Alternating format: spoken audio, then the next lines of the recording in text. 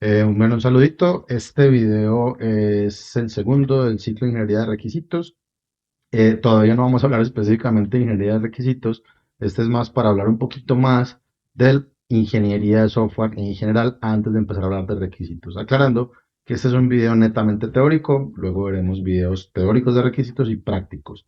¿Listo? Entonces, habiendo hablado en el video pasado, en la sesión pasada, en general de ingeniería de software, pues vamos a hablar un poquito más ya de generalidad del proceso de desarrollo de software y metodologías. Empezamos hablando de modelos de ciclo de vida. Básicamente un modelo de ciclo de vida define las tareas necesarias para crear una aplicación, para crear una aplicación, para hacer software.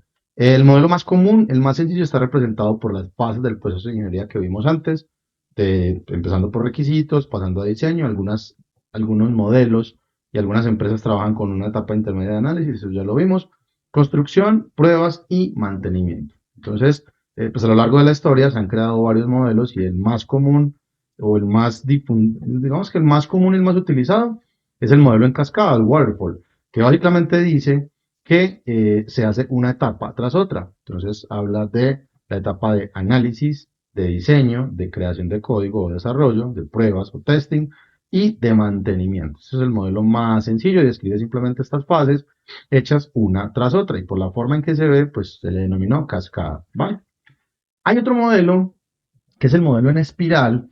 Se propuso este modelo y este lo que dice es, venga, vamos a ejecutar 6 actividades, pero divididas por etapas y van a ser ejecutadas en espiral porque se van a ejecutar las 6 actividades etapa tras etapa. Entonces la primera etapa habla del desarrollo de conceptos, es toda la conceptualización del sistema y empezamos con comunicación con el cliente, luego pasamos a una segunda etapa de planificación, se analizan los riesgos basados en esa planificación, se hace todo el proceso de ingeniería, se hace la evaluación de ese proceso de ingeniería con el cliente, se hace la construcción de los artefactos que haya que construirse en esa etapa y pasamos a la siguiente fase, que sería desarrollo de un nuevo producto, pasando por las 6 actividades.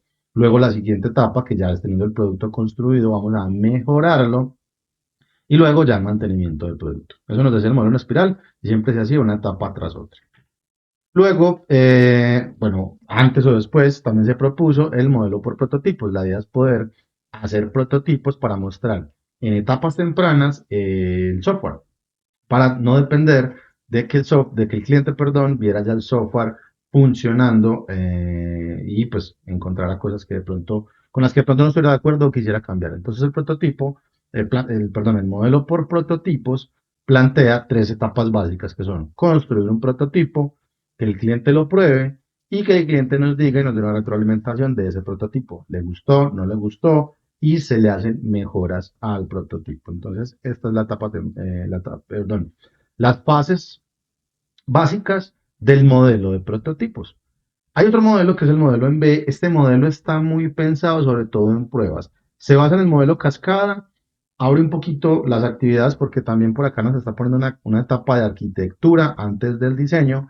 Y lo que dice es, vea, antes del mantenimiento, pensemos en las pruebas y lo que hace es detallar un poquito las pruebas y define actividades de pruebas que validan las actividades iniciales del desarrollo. Entonces, está la etapa de requisitos, diseño, diseño de arquitectura, diseño modular y codificación. Y lo que dice es que para probar el diseño modular, hay unas pruebas unitarias. Para probar el diseño de arquitectura, hay unas pruebas de integración. Para probar el diseño del sistema, hay unas pruebas de sistema. Y para probar los requerimientos están las pruebas de aceptación. Hasta ahí se queda el modelo en B. Es interesante. Más adelante, de hecho, nos vamos a apoyar un poquito en esto para cuando por allá a futuro hablemos de validación de requisitos, vamos a hacer referencia nuevamente al modelo en B. Hay otro modelo que es el modelo iterativo o iterativo incremental.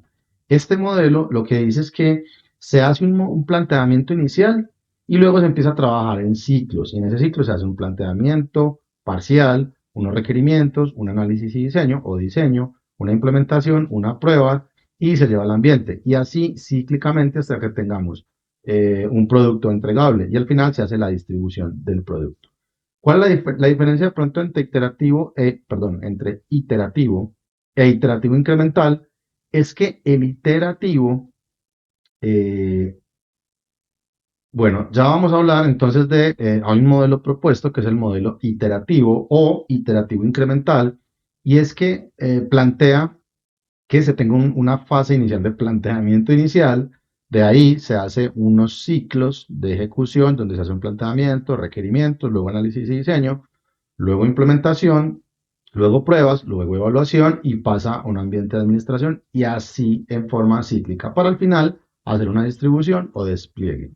¿Cuál es la pequeña diferencia entre iterativo o iterativo incremental? Perdón.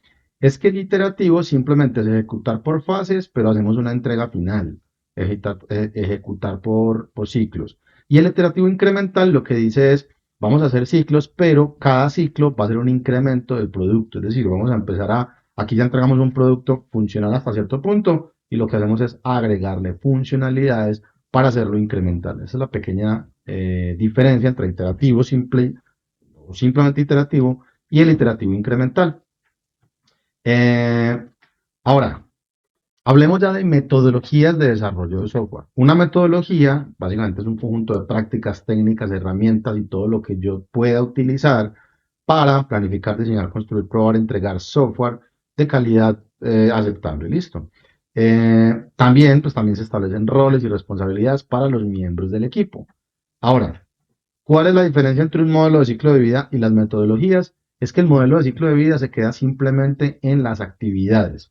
Solamente plantea actividades, fases, etcétera. Mientras que la metodología ya va más allá y te plantea herramientas, te plantea artefactos, se piensa ya en la planificación del proyecto, en las personas, en los roles, etcétera. Listo. Entonces, esa es la pequeña diferencia. Vamos a ver aquí en adelante las metodologías más conocidas. Pero antes hay que hacer una pequeña tipificación. Resulta que en la historia se empezó a trabajar, pues como lo hemos hablado, hemos venido trabajando en la ingeniería de software, ha venido evolucionando de a poco. Entonces, antes se trabajaba con unas metodologías y hubo un punto de inflexión donde se crearon lo que llamamos ahora metodologías ágiles, porque empezamos a detectar, cuando digo empezamos es la comunidad en general de software, se empezó a detectar que esas metodologías tradicionales tenían ciertos problemas, sobre todo cuando se inyectaban cambios. Cuando había un cambio en un proyecto y el proyecto ya era muy adelantado, era muy caótico inyectar ese cambio y eran cambios necesarios porque los negocios,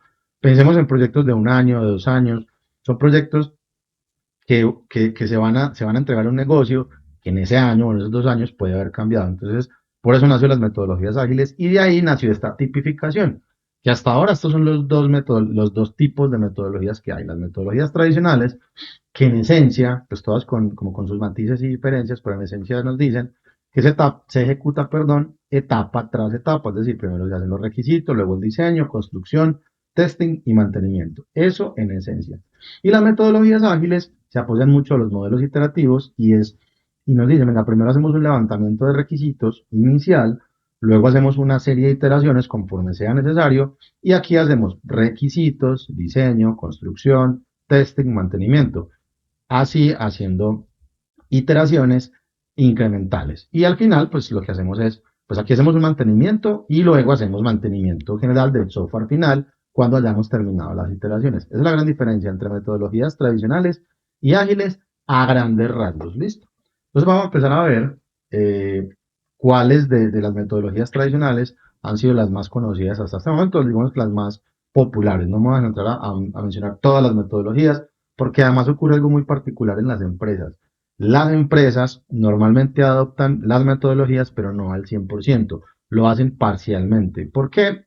Porque se pueden dar muchos fenómenos. Normalmente cuando se está produciendo software puede haber varios escenarios.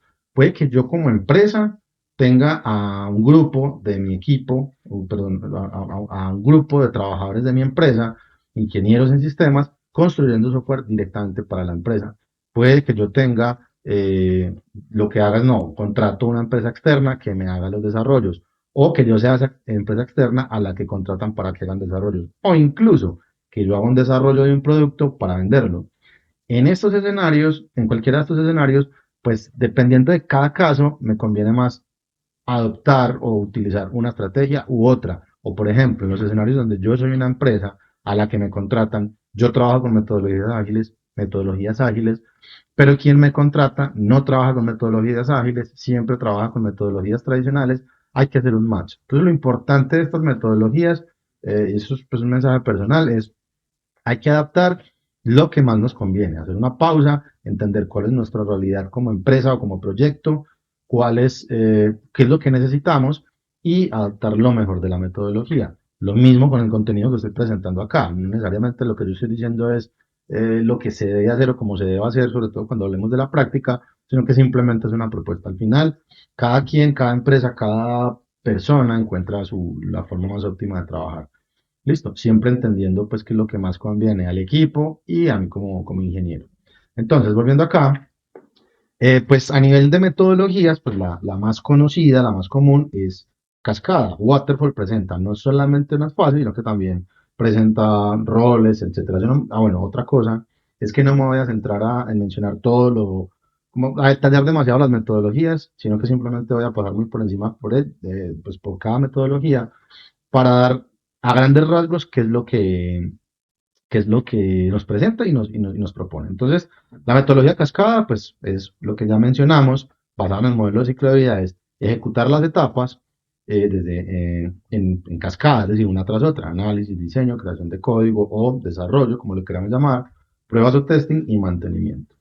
Luego, en espiral también es en sí mismo una metodología, no solamente un modelo de ciclo de vida, sino que tiene alrededor una serie de metodologías, propone una serie de metodologías y roles para ejecutar este modelo de ciclo de vida. Hay uno que se utilizó mucho, que es el Rapid Application Development. Este lo que te dice es, vení, vamos a hacer una etapa de análisis y diseño rápido, ¿sí? Pero esto es un diseño de alto nivel.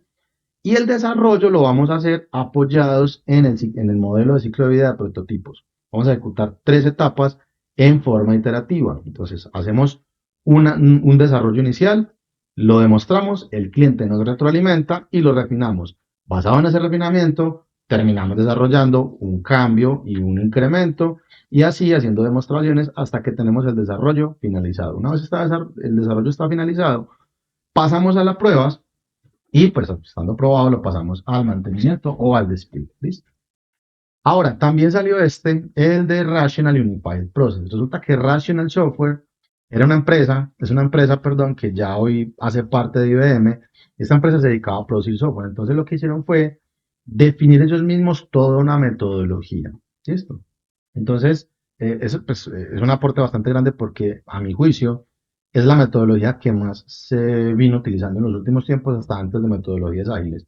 ¿Por qué? Porque planteaba algo bastante interesante. Y es que decía, vea, yo no voy a hablar de etapas como tal, sino de flujos de trabajo.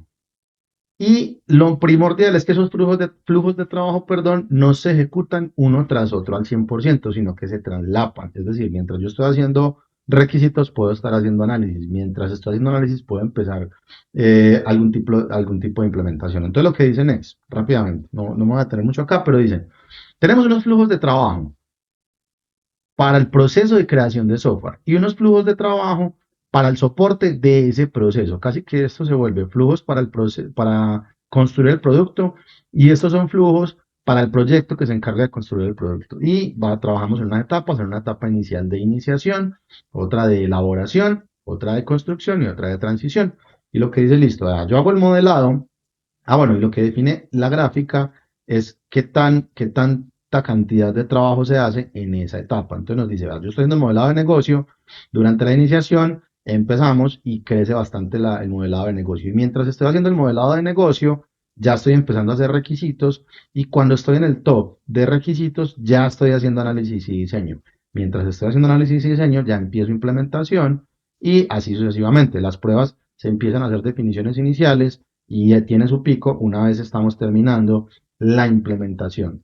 Y el despliegue pues se hace al final. Eso es básicamente lo que nos dijo el modelo RUP, Rational Unified Process, y normalmente eso es lo que pasaba en las empresas. Y un aporte gigante, a mi juicio, eso es personal, que nos dio el Rational Unified Process, perdón, es el Unified Modeling Language, UML. Básicamente, este es un lenguaje de modelado de generación de diagramas. Yo personalmente, y esto es algo que he adquirido con el tiempo, prefiero entregar gráficos, modelos gráficos, diagramas, a entregar mucho texto. El texto sirve para dar el detalle, pero las personas se cansan leyendo texto. Yo generar un modelo de ingeniería, perdón, sí, generar toda la ingeniería de un proyecto a punta de texto es horrible y no solamente para el proyecto mismo, sino después.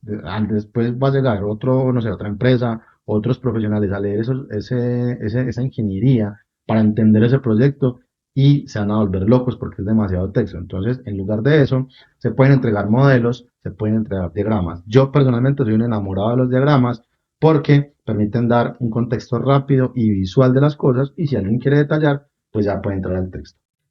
Entonces, quiero dar una recomendación personal y es un libro que alguien, pues no recuerdo exactamente quién lo hizo, que se llama UML en 24 horas. Pueden buscar en Google UML en 24 horas PDF y en las búsquedas, pues creo que cualquiera de estos nos permite visualizarlo. Si Internet colabora un poco, sí. Efectivamente, este es. Lo que plantea el libro es, venga, usted necesita 24 horas para aprender UML. Yo le voy a dar 24 lecciones, una por hora, para que usted aprenda UML. ¿Qué es lo más destacado, a mi juicio, de UML? Eh, Básicamente, él te va a enseñar a hacer varios diagramas. Muchos de ellos yo los he utilizado en en mi trabajo diario, pues en la historia de mi trabajo. Yo he trabajado mucho con diagramas de clases, sobre todo desde su parte más básica, porque nos permite generar un modelo de dominio. Un modelo de dominio es el diagrama de clases en su forma más básica posible. De hecho, más adelante en algunos de los videos, adelante lo vamos a utilizar.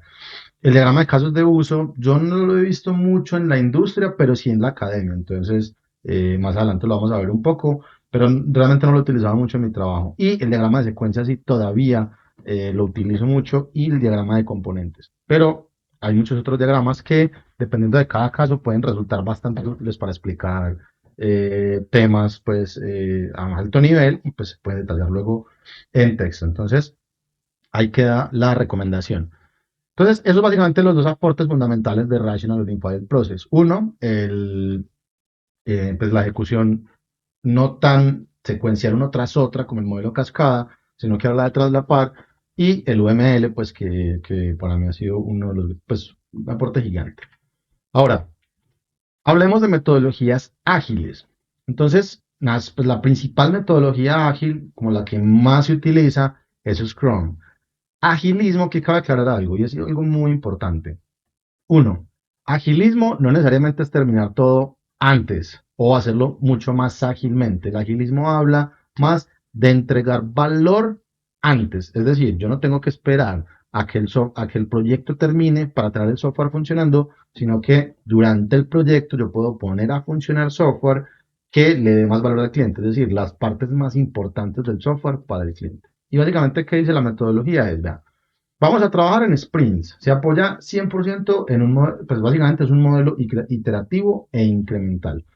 Entonces, primero se hace una planificación del sprint y acá, pues todo el equipo hace perdón, se hace primero una generación de un backlog de producto. Esto es lo que se hace antes, un backlog de producto, que es básicamente el levantamiento de requisitos a alto nivel de todo el producto que necesitamos. Listo. Luego se hace una planificación del sprint y acá se toma parte de los requisitos del valor del producto, los que somos capaces de trabajar en un sprint, que los sprints pueden variar en tiempo, pueden ser de varias semanas. Normalmente dice el marco que es hasta 4 semanas. Ahora, yo he trabajado en proyectos donde pues hacemos sprints de 5 semanas, de 6 semanas. Entonces los puristas de Scrum dicen, no, venga, eso ya no es Scrum. Vale, estoy de acuerdo, pero adoptamos lo que nos sirve. Sí, ya no es Scrum, pero pues para nosotros nos sirve ejecutar parte de Scrum o su filosofía y generar sprints un poco más largos o un poco más cortos. Entonces, lo que dice, continuando pues con la explicación de la metodología, lo que dice es, vamos a trabajar en iteraciones, cada 24 horas nos vamos a hacer una reunión diaria, una reunión rapidita se llaman Scrum Daily Scrum o Scrum Diario, simplemente una reunión de seguimiento muy cortita y cuando se termina este sprint, se genera un incremento de producto y así vamos haciendo lo mismo, planeamos el sprint, tomamos elementos del backlog de producto, los trabajamos en el tiempo que determinamos y hacemos un incremento. Al final de cada sprint se hace una revisión del sprint y una retrospectiva del sprint. Luego hablamos un poquito de estas diferencias. Rápidamente, la revisión se enfoca más en cómo nos fue ejecutándolo. si sí pudimos alcanzar la meta que nos pusimos en este sprint, en esta planificación, qué vuelve al Product Backlog, qué sale del Product Backlog, etcétera. Y la retrospectiva va más en función de cómo nos fue como equipo ejecutando Scrum. Entonces acá refinamos cosas del producto, acá refinamos cosas del proyecto y de la metodología.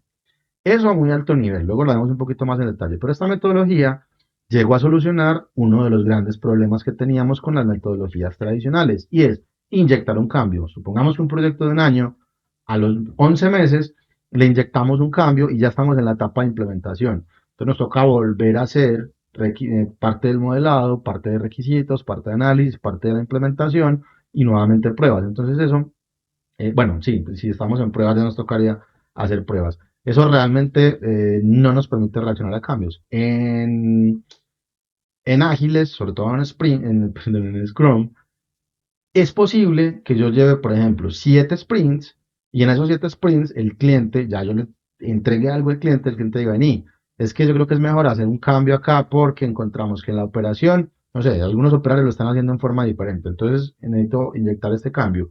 Podemos repriorizar el product backlog y meter nuevos requerimientos, desplazando algunos que ya están o repriorizando, puede que tengamos acá requerimientos que los teníamos priorizados de últimos y digamos, no, cobró relevancia por, no sé, algún cambio que se dio en la empresa o en el cliente, ¿listo? Otra metodología es la metodología Kanban. Esta metodología pues, realmente es muy amplia, pero ¿qué es lo que nos interesa de acá? Que plantea un tablerito con tres columnas. ¿Listo? La idea es que sea visual. Ahora, al principio, sobre todo cuando empezó el tema de agilismo, se utilizaba mucho tableros físicos en los grupos de trabajo. Ahora con la virtualidad, pues hay tableros virtuales.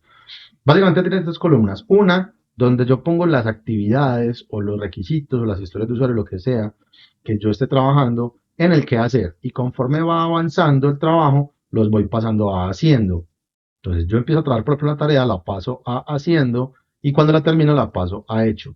Esto hace que al final de ese periodo de tiempo que estemos trabajando, podemos saber si lo que teníamos planeado lo terminamos, qué se nos quedó en el asador, por así decirlo, y qué logramos terminar. De hecho, en Scrum, se adapta muy bien a Scrum, porque normalmente se hace un tablero Kanban por cada sprint. Entonces, en el primer sprint, al principio, se le pone lo que necesitamos hacer, durante el sprint se va haciendo y se va pasando a hecho, y cuando termina el sprint, en esta revisión del sprint, nos apoyamos en el tablero Kanban para ver si logramos terminar lo que planeamos y si se nos quedó algo en proceso. ¿Listo? Otra metodología es Extreme Programming. Yo personalmente no la he trabajado y esta se utilizó mucho durante un tiempo, pero depende mucho como de cada proyecto, de cada empresa. Y lo que dice Extreme Programming es, eh, también nació para reaccionar a cambios. Entonces lo que dice es, venga, vamos a hacer primero un plan de release y estos son planes que se planean con meses. Entonces yo ejecuto todo el proceso y me voy a volver a reunir en un periodo de meses. Ahora, dentro de cada release yo necesito planear iteraciones. Esas iteraciones tienen que ir en semanas, entonces yo hago cada iteración y voy haciéndola semana tras semana. Tengo que ir haciendo pruebas de aceptación, entonces el intervalo deberían ser días. Reuniones periódicas en intervalos de días. Negociación por pares, esto tendría que ir por horas. ¿A qué se refiere negociación por pares? Y esta es la parte gordita de Extreme Programming. La idea es que en Stream Programming trabajen dos personas en la misma unidad de código, es decir, que sean dos personas haciendo desarrollo. Entonces, claro, tienen que estar haciendo negociaciones porque la idea es que esté una persona programando y la otra al lado. Los dos, o sea, una cogiendo el teclado, la otra al lado, pero los dos dando feedback constante del proceso de desarrollo. Entonces se van haciendo eh, pruebas unitarias cada minuto y pues el pre-programming, que es prácticamente en tiempo real, ¿listo? Esto porque, pues por lo menos personalmente en los proyectos en que he estado, ¿por qué no se ha ejecutado? Porque implica tener a dos ingenieros sentados haciendo el mismo código fuente. Entonces las empresas no le ven valor a eso. Muchas empresas o muchos proyectos dicen, no, yo debería tener dos ingenieros haciendo dos unidades de código, uno cada uno, y más bien pongo estrategias para que después esas unidades de código se revisan. ¿Qué dice Extreme Programming? Es, filosóficamente hablando, dice es, pues dos cabezas piensan mejor que una. Entonces, el código que se genere de una vez va a quedar un código bastante limpio que no va a ser susceptible de procesos de reingeniería. ¿Listo? Ahí queda planteado. Y otra cosa muy importante, otra metodología muy importante para agilismo es DevOps o DevOps. He escuchado mil pronunciaciones, yo me equivoco mucho.